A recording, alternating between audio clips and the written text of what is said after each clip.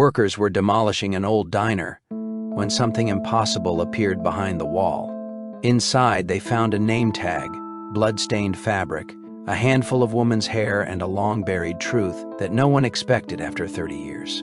It wasn't just a crime scene, it was a mother's last message, hidden for decades, waiting for someone to uncover it and expose the people who tried to erase her. Before we dive in, kindly hit subscribe for more life mysteries like this one. Comment below, where are you watching from? Los Angeles felt swollen that July 7th. The kind of heat that made the pavement sweat and turned every passing siren into a sharp reminder that the night was far from calm. Inside Stanton's diner, tucked between a liquor store and a pawn shop on the south side, the late shift dragged toward closing. The fluorescent lights hummed. Coffee burned on the warmer. A single box fan rattled in the corner like it had one more summer left in it.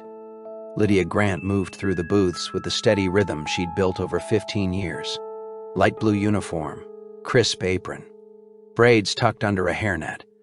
She wasn't flashy, but she never forgot an order, never tolerated nonsense, and never left without her tips tucked into the folded envelope in her apron. It was routine, comforting, and on most nights predictable. But tonight wasn't most nights. Lydia's grilled cheese sat untouched beside a cherry Coke sweating on the counter. She kept glancing toward the back hallway like something unseen was pulling her attention there. When she passed the window to the kitchen, the cook, Frank Whitman, joked that she looked like she'd seen a ghost. She didn't joke back. Earlier that week, Lydia told a regular that some nights felt wrong the moment you walked in, like the walls were holding onto someone else's secret. A little after 1 a.m., Frank later claimed she left early, said she wasn't feeling well, said she slipped out the back without a word. But her time card was still in the machine. Her purse rested untouched in her locker, and her car keys stayed in the break room drawer, exactly where she always left them. The owner, Victor Stanton, showed up just before dawn, closed the diner for staffing issues, and asked no questions. He made no calls. He filed no report. By sunrise, the stools were empty, the lights were off, and Lydia Grant had vanished. The last confirmed sighting of her was somewhere between the dining room and the back hallway, less than 60 feet, a stretch of space that somehow swallowed a woman whole. The police response was slow enough to feel like an insult. In 1970s Los Angeles, missing black women were too often brushed aside, filed under assumptions of runaways or women taking space from their own lives.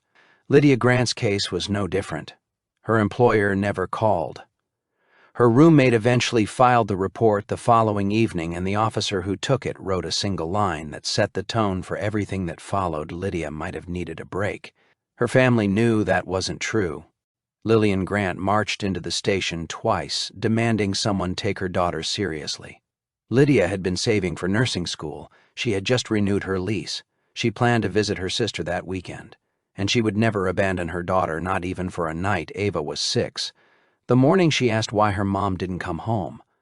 Lillian held her, trying to hide the dread settling into her bones. A week before Lydia vanished, she told her mother she finally felt like her life was settling into place.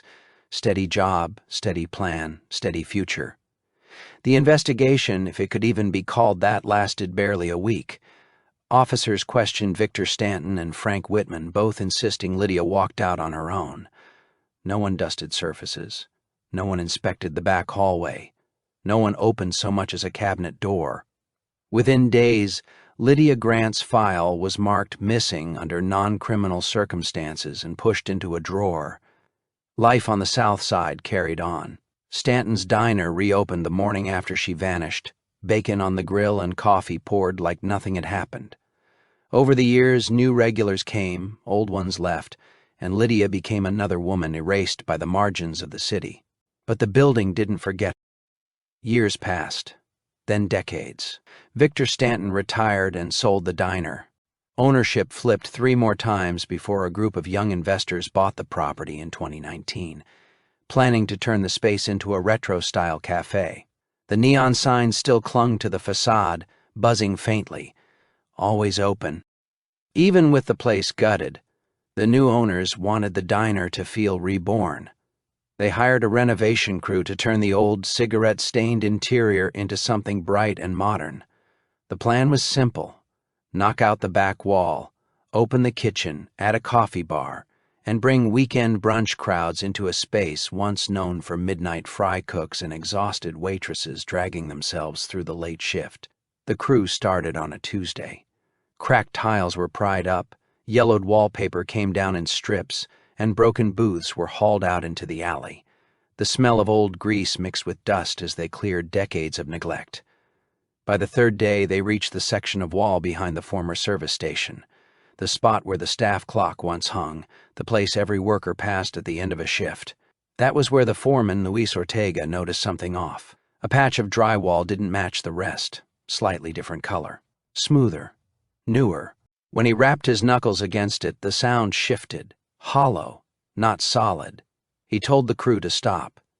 They cut into the wall carefully, expecting maybe a hidden junction box or old wiring.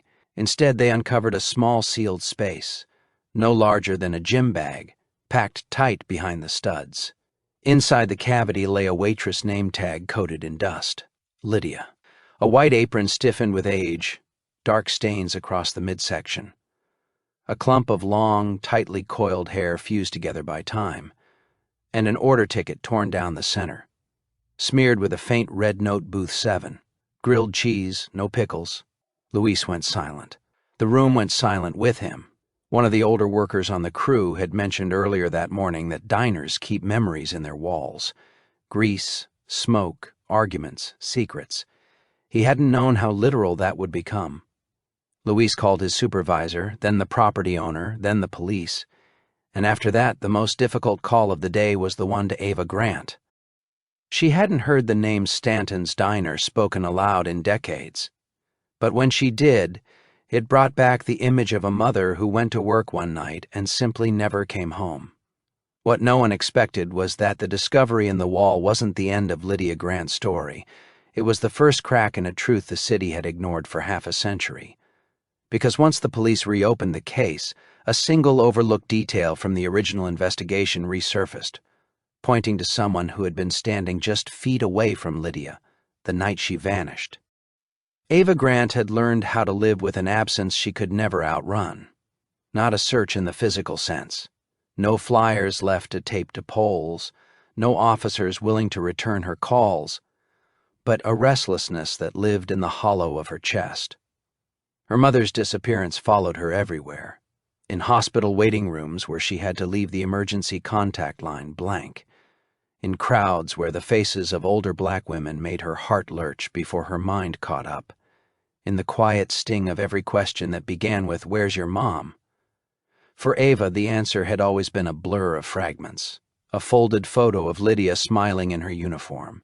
A small gold necklace with a broken clasp she used to run her fingers over like a prayer, and the stories her grandmother whispered at night, always ending with the same steady promise: she didn't leave you.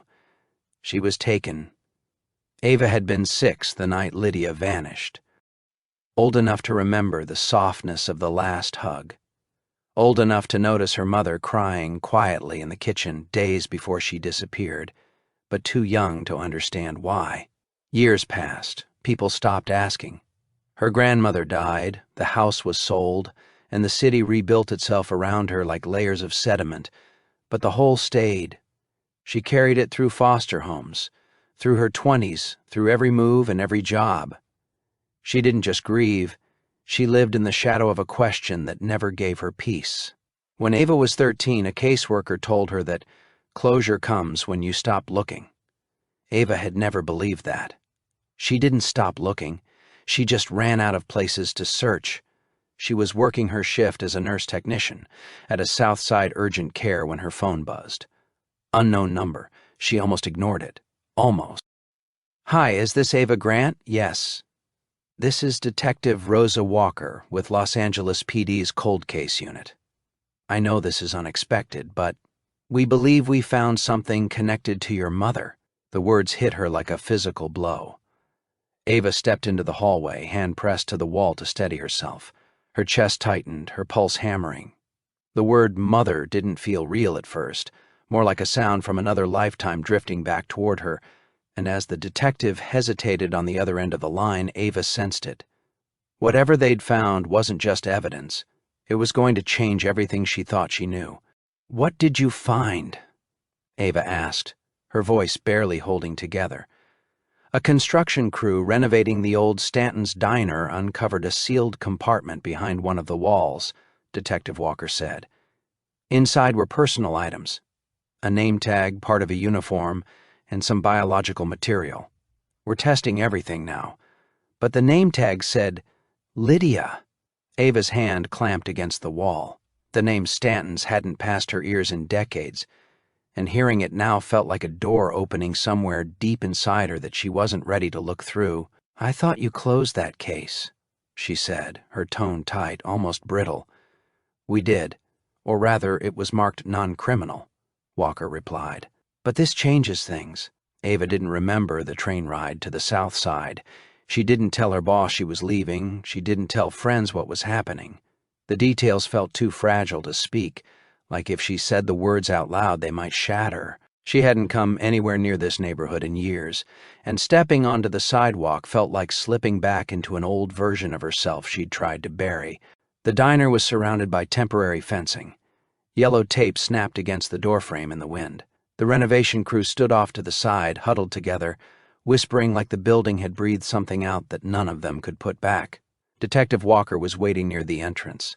Younger than expected, steady posture, eyes carrying the weight of someone who had just opened a door they couldn't close again. "I'm so sorry you're here under these circumstances," she said. Ava couldn't form a reply. Walker guided her inside. The interior looked stripped and skeletal. Exposed beams, torn-up tile, tools lying abandoned where workers had dropped them.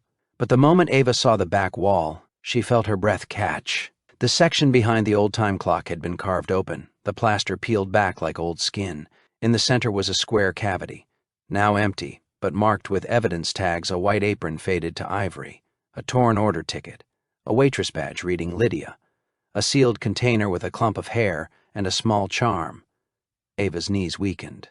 It was the missing half of the gold necklace she'd worn her whole life. When she was a child, her grandmother once told her the necklace had been part of a matching set, one half for Lydia, one for her, a reminder they were connected, even if they were ever separated. Ava stared at the evidence, hands trembling. Why was it in the wall? Her voice was hollow, barely more than a whisper. Detective Walker didn't answer immediately. "We're still investigating. But the original wall was reinforced just weeks after your mother disappeared. No construction permits were filed. Whoever put that there didn't want it found." Back home that night, Ava sat on her couch in darkness. Her phone buzzed with messages she ignored. She held a worn photo of her mother from her wallet. Lydia, smiling, slightly tired, holding a tray of coffee cups at the diner.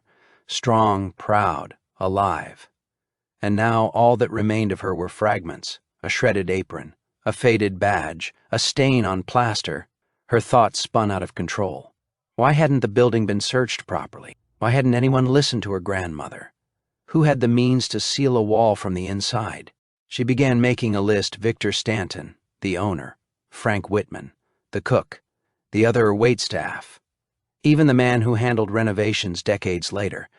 Someone knew. Someone had hidden her, and Ava realized she wasn't waiting anymore. As a child, her grandmother had warned her that some secrets live in walls, quiet but patient, waiting for the right moment to be found. Days later, she returned to the diner for an official walkthrough with the forensic team. The structure remained cordoned off, but she was allowed inside with Walker and a crime scene analyst. The air was sharp with plaster dust, stale grease, and something metallic, damp and lingering, that made her stomach turn. Walker flipped through a binder of photographs and reports, while a portable floodlight illuminated the cavity where her mother's last known belongings had been hidden. This was covered with 4 layers of drywall, Walker explained. No one would have found it unless they were looking. Ava pressed closer, her hand brushing against the edge of the cavity. The truth wasn't just in what had been hidden, it was in the layers that had protected it for decades. Because behind that wall, the story of who put her mother there and why was waiting to be uncovered, and the answers were closer than Ava had ever imagined. Ava stared at the square cavity in the wall. It looked almost surgical, neatly squared, reinforced, precise. This wasn't the work of someone panicking. It was deliberate, methodical, and patient. "How deep does it go?" she asked, her voice low. Walker gestured toward the insulation and brick backing.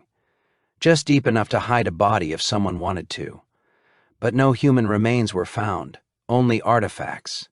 Ava's eyes stayed fixed on the space. "But why seal it?" A forensic technician leaned in.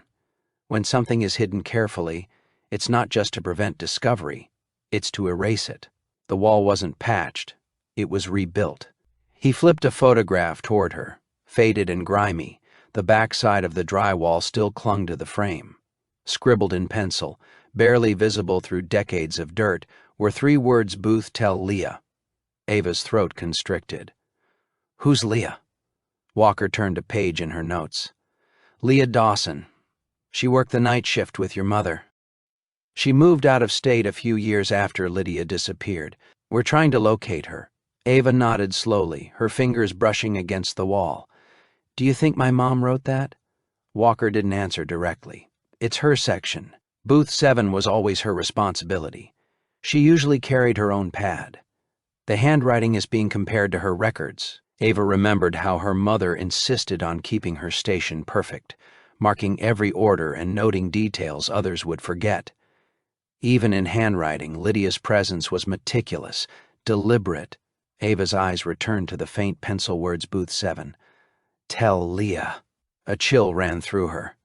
Why would her mother scrawl instructions on the inside of a wall unless she knew she wouldn't be able to say them aloud? Ava circled the diner alone, moving deliberately along cracked pavement where weeds clawed through the asphalt. The alley smelled faintly of old smoke and rust. The delivery door was padlocked, the windows streaked with dust and shadows. For a moment, she felt like she'd stepped into a tomb, the city itself holding its breath around the building. She imagined her mother inside, Lydia, wiping down tables, exchanging jokes with Leah over the jukebox, collecting orders with precise efficiency. Then the questions took over. Had her mother seen something she wasn't supposed to? Did she try to leave a message? Or had she already known she was in danger and left clues no one could find until now? That night, Ava rummaged through her grandmother's old keepsakes. A shoebox held letters, report cards, and a napkin scribbled with her name. At the bottom was an envelope labeled "Stanton's Final Week." She unfolded it carefully. Handwritten schedules, shifts, and hours. July 7th was highlighted. Next to her mother's name, under the closing shift, was another name: Frank J. Frank Whitman. Images resurfaced unbidden. A tall, gruff man behind the fryer, arms folded, eyes always watching. Her mother had once warned her to stay out of the kitchen, to never enter without permission. Ava photographed the schedule and sent it to Walker immediately. By the next morning, the detective responded Whitman was alive, living quietly in Joliet. Retired, with a minor criminal record, but nothing serious. Still, decades had passed since that night. Ava's fingers hovered over her phone. "I want to see him," she wrote. Walker replied he could be contacted. A meeting was arranged. Lydia had always left meticulous notes, marking every order, every booth, every shift. Now those habits might be the key to finally understanding what happened that night. For the first time, Ava felt that she wasn't just chasing fragments of memory. She was on the edge of confronting someone who had been there when it all went wrong. The car rumbled down cracked streets to a peeling ranch house behind a strip of chain-link fence. When Frank Whitman opened the door, he wore a worn flannel shirt stretched over his belly. Age had clouded his eyes, but they still held a sharp, careful watchfulness. He didn't invite them inside. He didn't ask why they'd come. He only said, "I figured this day would come." Ava stayed silent as Detective Walker began. "Mr. Whitman, you worked at Stanton's Diner in 1979. You were on duty the night Lydia Grant disappeared." He nodded slowly. You said at the time she left early, didn't feel well." Another nod. "That's what I was told." Walker's gaze sharpened. "By who?" Frank hesitated. Victor Stanton, yeah." Ava spoke for the first time, her voice tight. Why would Victor tell you that? You were both on shift. You should have seen her leave. Frank looked down at the floor, then back at her. She didn't leave. The words fell like stones. What do you mean? Walker asked. I mean, I didn't see her walk out. None of us did. Victor told me to say she did. Walker's posture stiffened. And you didn't think to tell anyone that before? Frank's face twisted with lines of fear and memory. You think I had a choice? That man owned the place, the building, the block. He was tight with inspectors, cops, everyone. You cross him, you don't work again. He shook his head. I told Leah something felt wrong. She told me to shut up, or end up like Lydia. Ava's chest tightened. End up like my mother, she whispered, voice trembling. For a long moment, something in Frank shifted. A flicker of regret, fear, or guilt. Victor said she'd found something downstairs. Said she was making trouble. Said it had to stop. Ava remembered her mother telling her once that Lydia always noticed details others ignored. It seemed now that noticing was exactly what had put her in danger. The realization hit Ava like a punch. Her mother hadn't just vanished. She had uncovered something Victor Stanton wanted buried, and that secret had dictated every move the night she disappeared. Because if Frank Whitman fear was genuine, then the people who knew the truth were still alive, and tracing their actions could finally lead Ava to the full story of what happened behind that wall. Ava stayed on her feet, shifting from one foot to the other outside the car, every muscle taut. She kept picturing the diner, that reinforced wall, the messages left inside. No basement appeared on any blueprints, but blueprints didn't tell the whole story. What had her mother seen, and who had made sure it stayed hidden? Walker broke the silence days later. Victor Stanton was dying, terminal liver failure, confined to a private care facility on the north side. Years of avoiding questions, avoiding reporters, avoiding any hint of Lydia Grant's disappearance had left him isolated. Wealthy, untouchable, and now limited by illness, but still sharp. He's agreed to talk, Walker said. No record, no press. This is your window. Ava didn't hesitate. The facility smelled like bleach and boiled vegetables, thick and sterile. The hallways were quiet, punctuated only by the soft squeak of nurses' shoes. Victor sat in a private room, a muted television casting shadows across his face. A line of unopened cards rested along the windowsill. Age had hollowed his cheeks, but his eyes were alert, calculating. When they entered, he smiled faintly, like a predator recognizing prey. Ava Grant, he said, voice smooth and measured, as if greeting an old customer. She stayed standing. You remember me? How could I forget? Victor replied. You used to draw on napkins at table 7. Your mother would pin them up by the register. His tone was casual, almost kind, but it carried a subtle weight, a reminder that he had seen everything, controlled everything, and maybe had chosen to let her live. Ava's mind went to those napkins, little keepsakes of her mother's order and care, the same meticulous attention Lydia had shown to every shift, every detail, habits that now seemed like warnings. Ava stepped closer, jaw tight, fists trembling at her sides. What did you do to her? Victor didn't flinch. Nothing. She walked out. No, she didn't, Ava said, louder now, voice echoing in the sterile room. She didn't clock out. She didn't take her purse. She didn't take her keys. She was found in your walls, Victor. Her apron, her hair, her name badge decades later. For the first time, his face twitched, a flicker between denial and cold calculation. Walker stayed silent in the corner, watching, cataloging. You want me to confess, Victor said, his tone dropping. But there's nothing to confess. I was told she quit. She didn't show up. I didn't question it. Who told you that? Ava pressed. He paused, then muttered. Frank. Walker leaned in. Frank said you told him Lydia left, that she saw something, that she had to be stopped. Victor let out a short, bitter laugh. That old coward would say anything to keep his name clean. He didn't see what she saw. Ava's heart hammered. What did she see? His lips parted slightly, almost imperceptibly. She wasn't just a waitress. Not anymore. She was asking questions about me, about the inspectors I paid, about the girls I hired under the table. She thought she could be a hero. Ava's voice was flat, almost a whisper of ice. And you made her disappear. Ava stepped out into the hallway, her chest tight, hands trembling.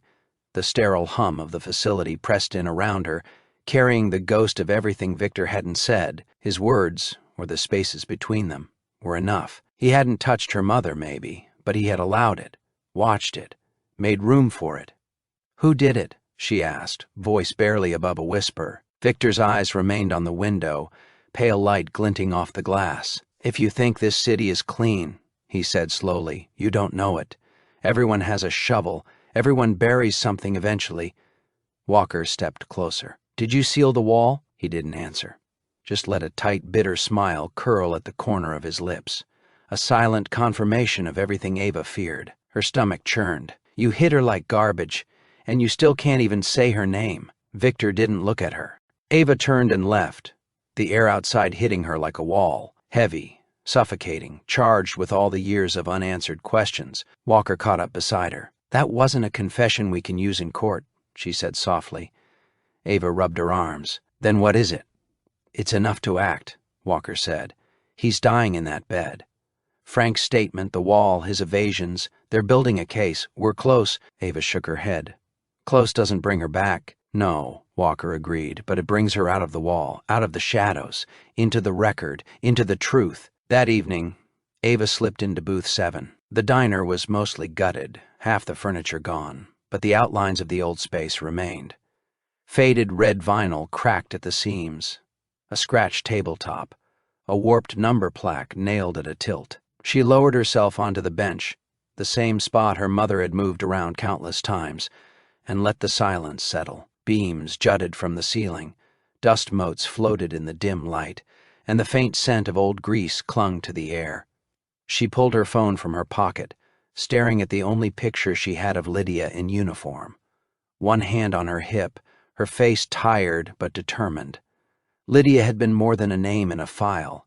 She had noticed things she shouldn't, left hints where she could, and fought against forces that wanted her erased. Now, years later, Ava felt that fight reaching her again. The following morning, Walker called. Leah's been located in Indiana. She's agreed to meet. Ava didn't hesitate. She stared out the window at the pale sunlight spilling across the city streets. Let's go, she said. At the precinct, Walker spread the old floor plans across the table. The documents were faded, photocopied decades ago, but the layout was legible. According to this, there should be a utility storage room behind the kitchen, she said, tapping the page with her pen. Ava's eyes narrowed. But during demolition, there wasn't anything there. Nothing, Walker said. The wall was solid. Whoever built it didn't want anyone to find what was behind it. The lead came after they examined city permits for the diner between 1978 and 1982. Most filings were ordinary, but one stood out: an interior wall reinforcement, registered under a company name no one had heard of, K-Fax Ventures LLC. The building had been deliberately altered, and decades of deception had kept Lydia's discoveries hidden. Now, with Leah willing to speak, Ava was on the edge of uncovering what had been buried for years. What her mother had risked everything to reveal. That's Victor's holding company, Walker said. He used it to buy property under the radar. The permit itself was nearly meaningless. No schematics, no contractor listed, just a work order and a signature from an inspector, smudged and illegible. Ava's hands tightened around the edge of the table. So they let him just hide in a room? Either they didn't notice, or they didn't care, Walker said. The timeline was brutal. July 18th, Lydia vanished. July 25th, the permit was approved. August 1st, the work was completed. August 3rd, inspection signed off. The room hadn't been removed or demolished. It had been erased, concealed. That afternoon, Walker called the demolition crew. Hours later, Ava stood amid the gutted diner, wearing a hard hat, vest, and dust mask as workers pried and jackhammered along the back wall of the kitchen's walk-in freezer. Plaster and brittle insulation cascaded to the floor with every strike. The crew moved carefully, following Walker's instructions not to disturb anything beyond the breach. A hollow thud echoed, followed by the groan of rotting wood. Hand tools replaced jackhammers. When the wall finally gave way, stale, fetid air hissed from the narrow gap. Behind it lay a small, claustrophobic room. No windows, no vents, barely 7 feet long by 5 feet wide. The concrete floor was lined with cracked tile, a rusted drain sunk into the center. Ava's stomach turned. This wasn't storage. It was a containment space. They held back until the forensics team arrived before stepping inside. At first glance, the room seemed empty, but along the far wall, low to the floor, a line of faint scratches marred the tile. Parallel marks, shallow yet deliberate, the sort left by fingers scrabbling against the surface. Ava stumbled backward. Air caught in her throat. Walker turned to the team. Check everything. UV, residue, swabs. Leave nothing unexamined. A tech knelt with a handheld UV lamp, sweeping it slowly across the tile floor. The light caught immediately, bathing the drain and baseboards in a stark, unnatural glow. The room seemed to hold its breath. Blood, the tech whispered, voice barely audible. Old, but a lot of it, for nearly an hour. They moved in hushed focus, each discovery deepening the weight in the air. Near the far wall, a forensic analyst found a scrap of fabric wedged into a crack along the tiles. They pulled it free, and the room seemed to shrink around Ava. Pale blue, faint white piping along the edge, the unmistakable remnants of Lydia's uniform. Lab results arrived days later. The blood matched Lydia Grant's DNA. Skin cells trapped beneath a baseboard confirmed she'd been there, alive at one point. The fabric contained hair identical to the sample recovered from the wall years ago. The truth was undeniable. Lydia hadn't walked out. She had been held there. She had bled there, and someone, or more than one, had stood over her as it happened. Ava didn't cry. She didn't scream. She just sat on the floor, hands folded in her lap, letting the inevitability of it settle. She was alive in there, she said quietly, voice hollow, almost a whisper to herself. Walker didn't answer. She didn't have to. Later that night, Ava spread the floor plans across her bedroom floor, the original and the redrawn version submitted after the renovations. The newer plan erased the utility room entirely, not with lies spoken aloud, but with paperwork.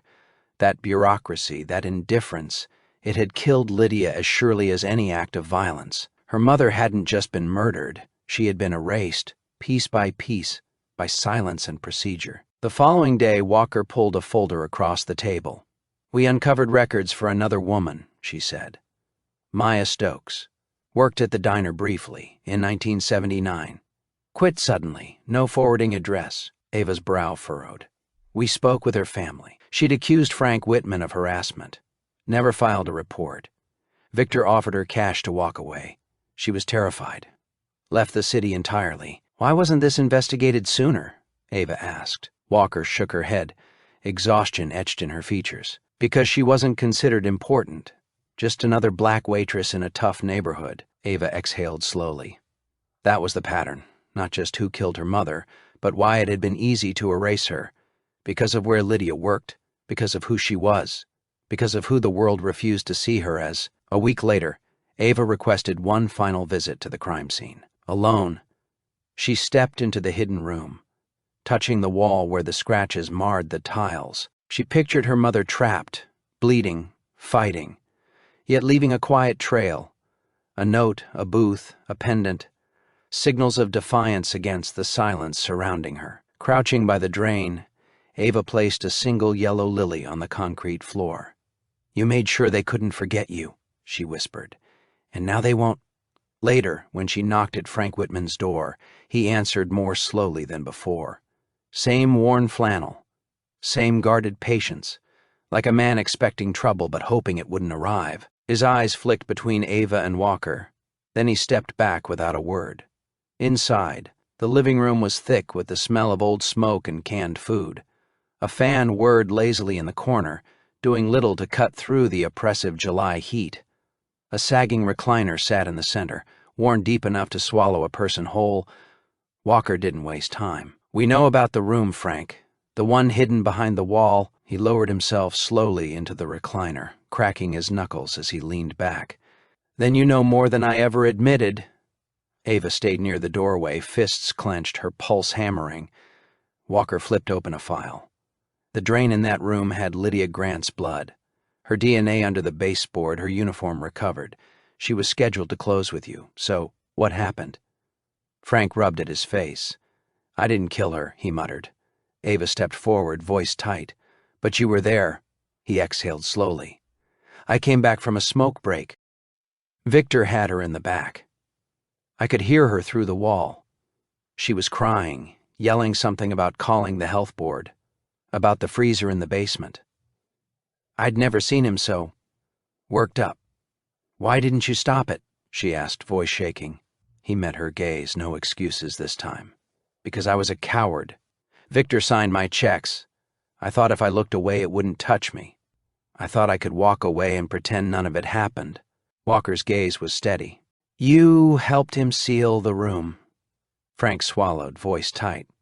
I just held the drywall while he nailed it. That's all. That's not all, Ava shot back, stepping closer. That's how you helped bury her. Silence hung heavy for a moment. Ava's eyes burned into him. You knew she was alive, or at least in danger, and you helped hide it. You saw my mother, someone you worked with, someone you laughed with, disappear into a wall like she meant nothing. Frank's voice wavered. She wasn't nothing. She was too smart for him. That's why he hated her. She could see the rot, rats in the kitchen, in the books, the bribes, the inspections. She said she was going to expose it all. So he killed her, Ava said. Flat. Frank shook his head, haunted. I think he snapped. That switch, calm 1 second, rage the next. I heard her scream. I didn't know what to do. I didn't want to. His voice fell to a whisper. I didn't want to die too. Walker leaned in. Last time, you said you warned Leah something was wrong. What exactly did you tell her?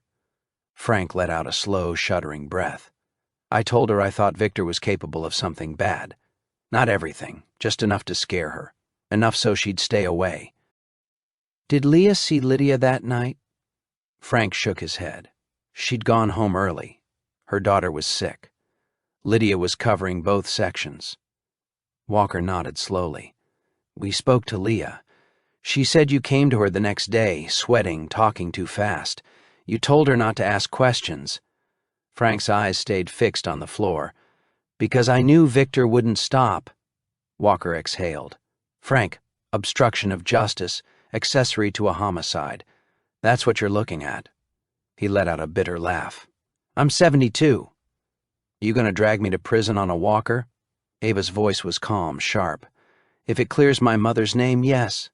Later that evening, Walker filed the paperwork to formally charge Frank Whitman with obstruction, destruction of evidence, and accessory after the fact. Murder wouldn't stick. There was no proof he touched Lydia. But the law had finally arrived. And Ava intended to see it through. The next day, she dug through dusty boxes in her grandmother's attic. Legal pads yellowed with age, newspaper clippings, old voicemail tapes from the 1990s. One small box marked July, hold on to this, drew her attention. She found a handheld player, pressed play, and static-filled audio filled the room. A familiar voice emerged, crackling through the hiss. Lydia. Ma, something's wrong. I think Victor's hiding more than food back there. There's a freezer under the floor. I saw him take something he shouldn't. If anything happens to me, tell Ava I love her. Ava dropped the device, her chest tightening. She couldn't catch her breath. This wasn't just a message. It was a warning, a final truth, and now it would live in the case file as evidence. Walker listened in silence, stunned. We'll get it digitized. Timestamp checks out. If it holds up, it could reshape how the state views Victor, even after he's gone. Ava's voice was quiet. Can it change how people remember her? Walker met her gaze. That's up to you. Days later, Ava returned to the diner's empty lot. The building was being stripped to a shell, walls coming down, debris spilling into the street. A new cafe would rise here, but that didn't matter. She wasn't preserving a place. She was finishing what her mother had started. She slipped on gloves and approached the fence. From her pocket, she drew the laminated name tag recovered from the wall, attached now to a handwritten note she didn't leave. She was taken. Her name was Lydia, and we remember her. She tied it to the chain link, letting it flutter in the wind, a small, enduring declaration that Lydia Grant would not be forgotten.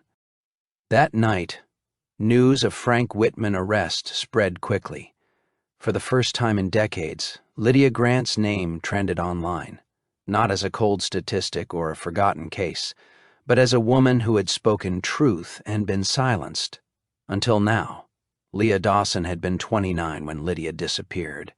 A single mother, juggling double shifts to cover rent and daycare for her son. She wasn't outspoken like Lydia. She followed rules, smiled politely, stayed quiet, and carried the guilt of what she hadn't dared to say for years.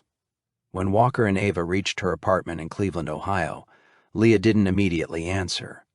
2 gentle knocks and a quiet, "We're not here to hurt you," finally drew her to the door. She looked worn beyond her years, wary, as though every encounter with authority had taught her to hold her breath. But when her eyes met Ava's, something shifted. You look like her," Leah whispered. "Your mother." They settled at the kitchen table, cluttered with unopened mail and a half-eaten bag of crackers. Leah poured herself a glass of water, then didn't touch it. Walker got straight to it. "Leah, you worked at Stanton's in July 1995. You were there the week Lydia disappeared." Leah nodded slowly. "I left early that night. My son was sick. Victor let me go after dinner rush. Did you see Lydia after that?" Walker pressed. "No," Leah said, "but Frank called me the next morning." Ava leaned forward. "What did he tell you?" Leah hesitated, her fingers tightening around the edge of the chair. He sounded off, like he'd been high or drunk. Said Lydia didn't clock out, said she was yelling, said Victor was shouting too. Ava's voice was soft, but edged with accusation. "And you told no one?" "I wanted to," Leah admitted, her eyes dropping. "But I was scared. Victor, he had reach. Cops, inspectors, even a pastor. People who crossed him vanished or left town. Some never came back at all." Ava's jaw tightened. "You could have stopped this." "I know," Leah whispered, her voice barely audible. "I've carried that guilt every single day." Walker slid a photo across the table, the diner's original floor plan. A hidden room marked in red. 2 weeks ago we found this room behind the kitchen. Lydia was in there. Blood, uniform, DNA. She didn't leave like Victor said. She was trapped inside the building. Leah's hand shook, brushing against the table. "I always wondered why the kitchen kept changing. Supply closets disappearing, walls shifting. I asked once. Victor told me I was imagining things, that I was too tired, too forgetful, and I believed him." Ava's fists clenched. "You let him manipulate everyone." "I know," Leah murmured. Walker leaned closer. "Why come forward now?" Leah looked straight at Ava, voice trembling but firm. "I saw your mother risk everything. I stayed silent while she fought and paid the price. I can't carry that anymore."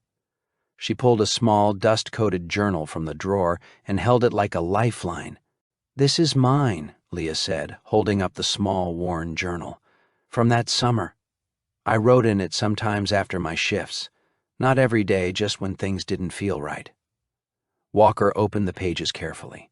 Around the middle, dated July 13th, a shaky entry caught her eye. "Lydia thinks she's uncovered something beneath the kitchen.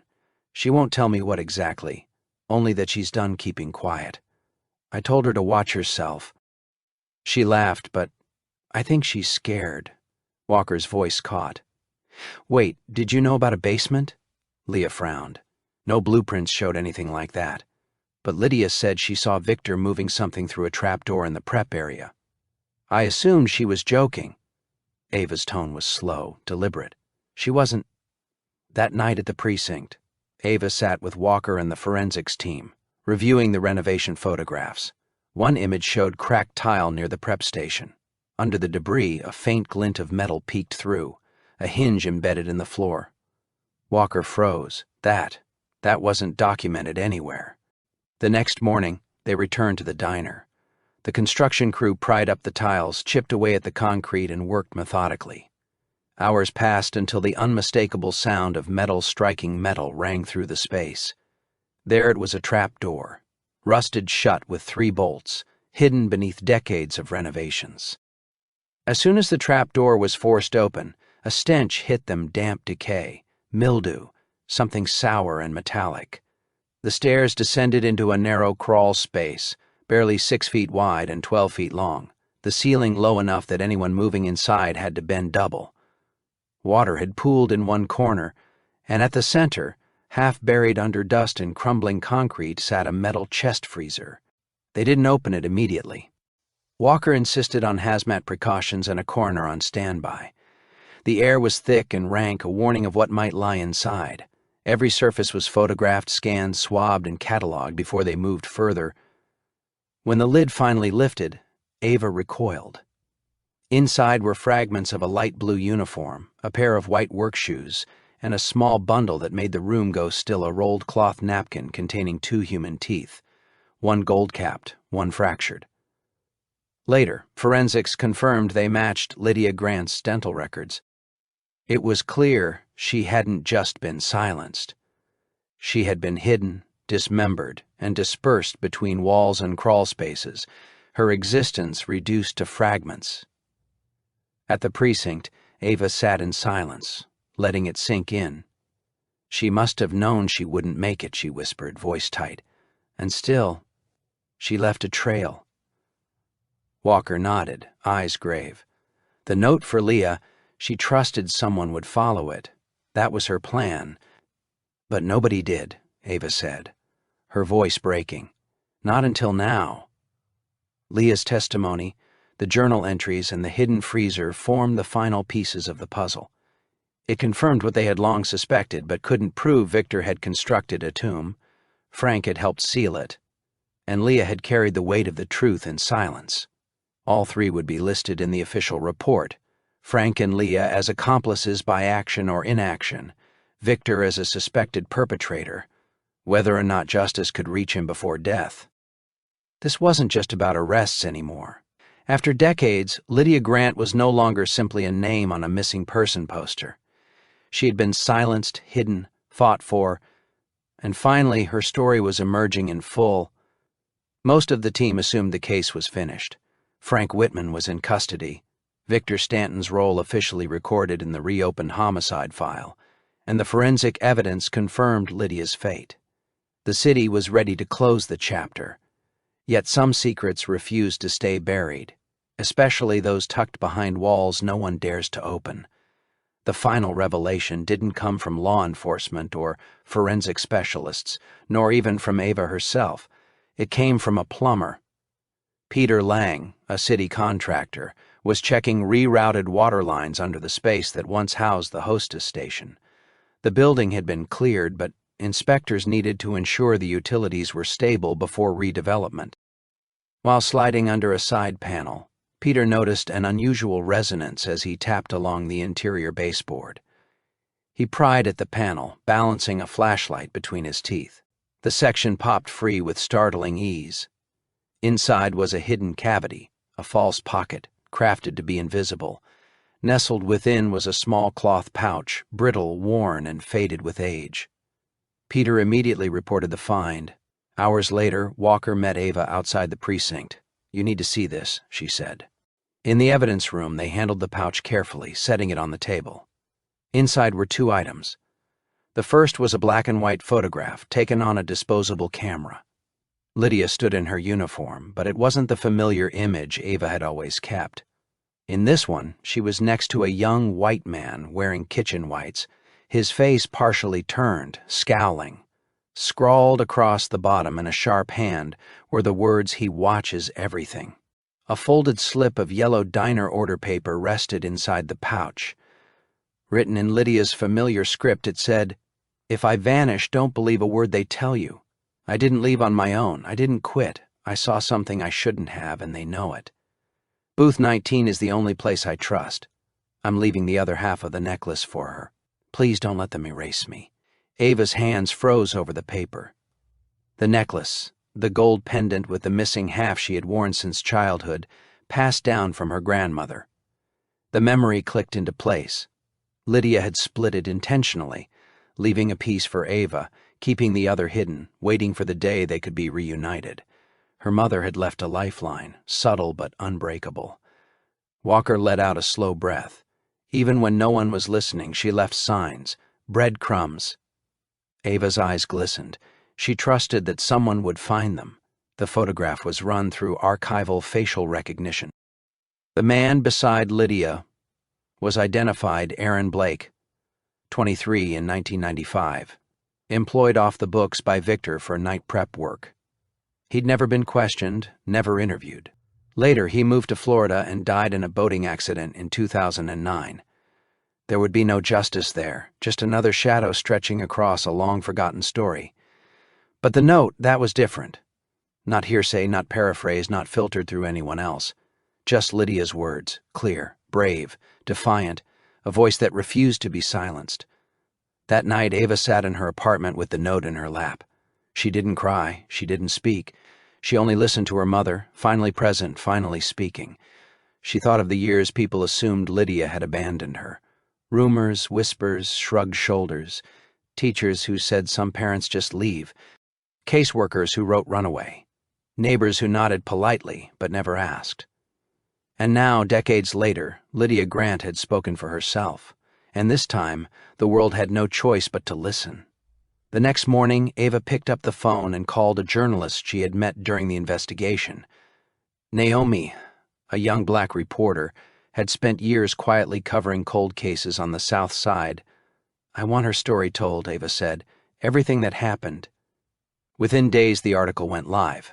The headline read, "She didn't run Lydia Grant's murder and the fight to be remembered." It quickly spread, shared on social media, discussed on true crime podcasts, read on morning radio shows.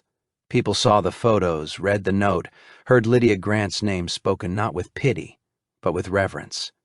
At last, she was remembered as more than a victim, a courageous woman, a mother, a fighter who had left clues behind walls so the truth could survive. That weekend, Ava returned to the site. The diner was almost gone, reduced to rubble and dust. She walked past the caution tape to the spot where booth 19 had once stood. Carefully, she placed both halves of her mother's necklace in a small glass box and buried it beneath the earth, just above the original floorboards. A quiet monument, a message preserved through time. "You were right, Mom," she whispered. "They couldn't erase you. We found you." The headlines claimed, "Justice served." Ava knew the reality was more complicated. Justice rarely comes neat or complete. Sometimes it arrives in fragments, a name spoken aloud, a case reopened, a wall torn down. Even decades later, it arrives. And now, Lydia Grant's truth was no longer hidden behind plaster and tile. It existed openly, indelible and permanent. The official cause of death read homicide by blunt force trauma with concealment. Decades had blurred the precise timing, but the evidence left no doubt. Lydia had been violently attacked, likely by Victor Stanton, with Frank Whitman aiding afterward. Frank faced a plea deal, no prison, but house arrest and public acknowledgement as a co-conspirator. It wasn't full justice, not really, but it was something. A stain on a record that had once been spotless for far too long. Leah Dawson testified at the final hearing. She rose, hands trembling, voice thin and cautious, and recounted the story she should have shared decades ago. When she finally sat down, the tears came freely, not for absolution but for release. Later, she embraced Ava. "I'm sorry," Leah whispered. "I'm so sorry." Ava said nothing. She only held her gaze, a steady, quiet acknowledgement that said, "You should be. But I heard you." By early fall, the diner was completely gone. In its place, a community garden would take root, a project born after the story went viral and donations flooded in. Naomi, the journalist who had covered the case, created a fund named Lydia's Garden, dedicated to women who had been forgotten, ignored, or disappeared. Ava gave her full support. In late October, as the first spade of soil turned, Ava stood beside a small bronze plaque. Lydia Grant, 1967 to 1995. She didn't vanish. She was buried. We remember. We speak. We fight. Ava didn't cry. She had shed enough in private over the years. This day wasn't for mourning. It was for growth, for new life emerging where silence had once reigned. That evening she wandered through her mother's old neighborhood. Streets had changed, stores replaced, sidewalks repaired, names forgotten, but the spirit remained. She passed the elementary school where her mother once walked her, the church where her grandmother whispered prayers, and the mural at the rec center that now featured Lydia's smiling face amid a sea of community figures. It hit Ava then her mother's story hadn't ended in the diner. It had begun there. The real story, the lasting one, was what came after the courage to dig, to speak, to unearth the truth, and to ensure silence could never prevail again. A month later, Ava spoke at a citywide memorial honoring missing women. She gripped the podium tightly as the room fell silent. My mother didn't vanish on her own. She was taken, and for years no one noticed, or worse, no one listened. That has to change. We must listen for the first time. Not only when the evidence appears, not only when cameras roll. Truth doesn't expire, it waits, and when it's finally heard, it ignites. She stepped back to applause, not loud, not flashy, but steady and sincere, the kind of recognition her mother deserved. That evening, back in her apartment, Ava opened a small glass box. Both halves of the gold necklace were finally together. She placed them around her neck. The circle was complete for the first time. Lydia Grant wasn't a statistic. She wasn't a file number. She was a daughter, a mother, a woman who refused to be silent. When the world turned its back, she left breadcrumbs messages, warnings, carved truths in walls.